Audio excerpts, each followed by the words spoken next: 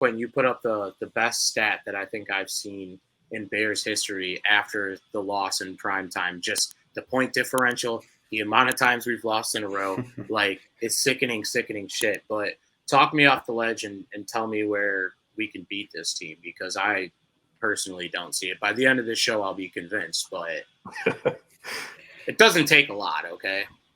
So, I mean, I think the way you beat the Patriots, you got to outscore them. I mean, which sounds easy with what, a fifth round, fourth round rookie quarterback starting for them, but it's not. Yeah. This defense is nasty. Like they're not the most talented unit ever, especially not in the front, seven.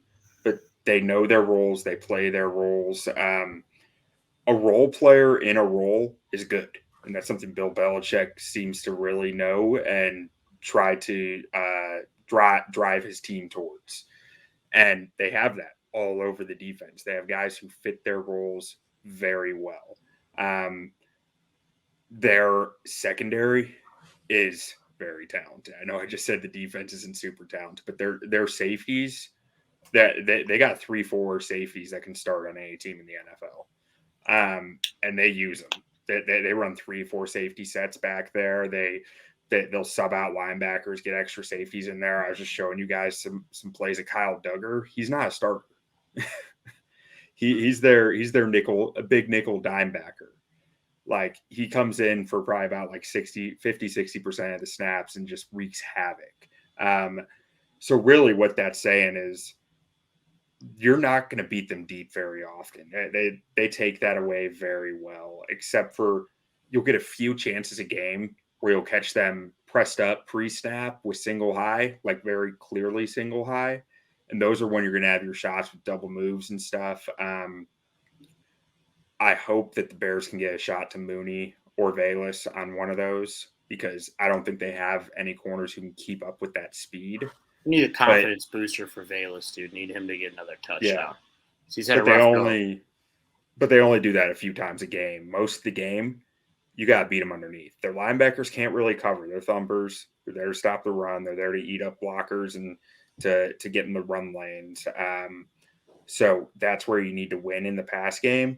And following the Baltimore model of how Baltimore, they put up like 37 points against them or something, it was all read option. They were tearing them up with read options all game. And then some RPO games off the read options that were really nice, really well schemed up. And that's really, it opened up their running game, not just quarterback running game, but the halfback running game, because they were running the same look of read options, handing it off. That I hope we see the Bears implement more of that this week, because we haven't seen a lot of it this year. And I know Fields isn't really a runner based on his college tape and everything. He was more of a passer who could run. And even we've seen it this year. He's not a schemed runner as often as a scrambler, right? Most of his runs are scrambles where he's just running for his life and says, screw it, I'm taking it myself. I hope we see some more of that schemed up read option stuff this week. Field says, fuck it, the first down marker's down there somewhere. Pretty much.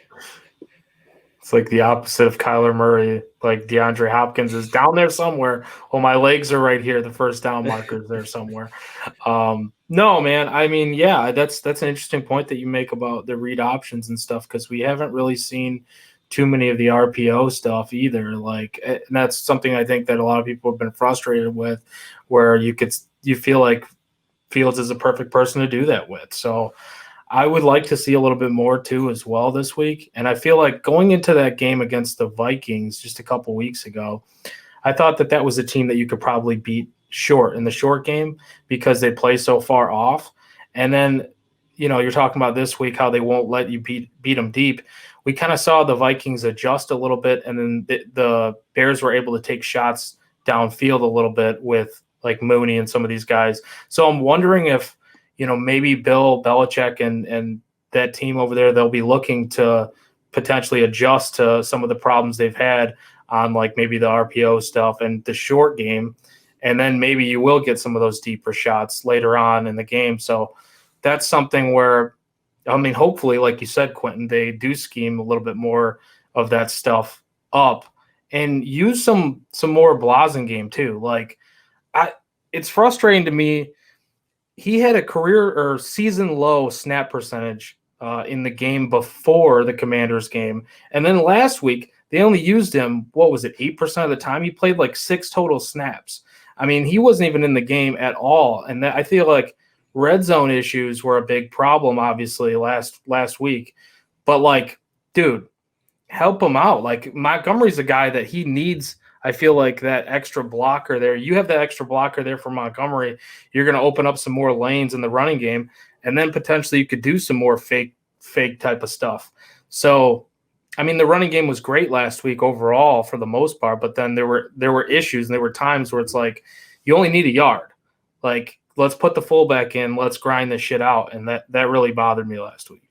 So I was talking, or I saw something from Bobby Peters. He puts out playbook manuals for pretty much every team in the NFL. Sells them on Amazon. Like you can buy the Chicago Bears playbook manual, and it'll walk you through like the all 22 of each play. And one thing that he mentioned that someone was telling him was that a lot of NFL defensive ends on like the play action boots, they're being coached now to just not even pay attention to the run, just gun for the quarterback on them. Because worst case, when if you go after the quarterback, worst case, they're teaching their safeties, come up, that's your lane, get it, give up maybe an 8-yard run, as long as your safety can tackle. But best case, you're right on the quarterback as he turns around. That's a dream scenario for those guys. Great spot to force a fumble, get a big hit, whatever. So I saw in the Patriots versus Ravens game, they had their fullback Patrick Ricard in there on a play action boot, and Ricard on the boot actually didn't follow the run action, which is the side of the play where the blocking's going to and where the running back would be going to if it was a handoff. He followed where Lamar was going to go to and took out that backside defensive end who's left untouched. I thought that was, I'd love to see the Bears try something like that because Fields has gotten blown up on those boots this year, and it's starting to make some sense to me as after seeing that from Bobby Peters saying that. And I love that design, and I hope that they do something with Blasingame like that this week. Yeah, and That's a great point. I think to reel back to Fields' point, we've seen him the last few weeks break off big runs. Some have gotten called back because of penalties, but the explosion and the creativity to make those moves in space, because a lot of times, you see Justin, he'll get out of bounds or he'll slide. But over the last few weeks, we've seen him break off like some Michael Vick-esque runs. And I know we don't want him running a lot, but if I'm a coach, right, like even if it's not in my game plan, we're going into this game. We're sitting on the ball. We're taking the air out of that motherfucker, and we're going to make you stop us running the football. We have more than enough capable backs in the backfield between Montgomery and Herbert, and then maybe you could throw a couple passes to Ebner or get him involved in some way. And then on top of that, Justin Fields turns into a running back when he crosses the line of scrimmage. So, I'm sure we'll get to Monday, and somehow, a way or another, we'll end up with like a 30 pass attempt game, even though we have like 30 pass attempts on the year. But in the NFL, one thing that we just have never seen with our Bears is take what the defense gives you. They always try to turn into like a mad scientist, and they try to do all this trickeration and these reverses and these bubble screens and all this misdirection. And I just think this is a game that you have to go into and pound the rock right down their teeth. Because like Quinn said, secondary probably a little bit better than our receiver room in our passing game. So the way to beat them is on the ground. And I would utilize Justin Fields as much as I could in this game on the ground. And I know we don't run a lot of RPOs, but to have a quarterback like that and not have RPOs and your offense is like having a Ferrari in the fucking garage for 12 months and not using it. You know what I'm saying? It's like having a Ferrari and living in fucking Alaska. It makes no sense. He has quick speed. He's good in space. Utilize his legs just like the Ravens do with Lamar, just like the Cardinals do with Kyler, just like we've seen with past quarterbacks in the NFL. It's not a hard concept to grasp. And defenses always have more trouble with a guy that can create problems with his legs, and then it just so happens he has a nuclear bomb attached to his arm.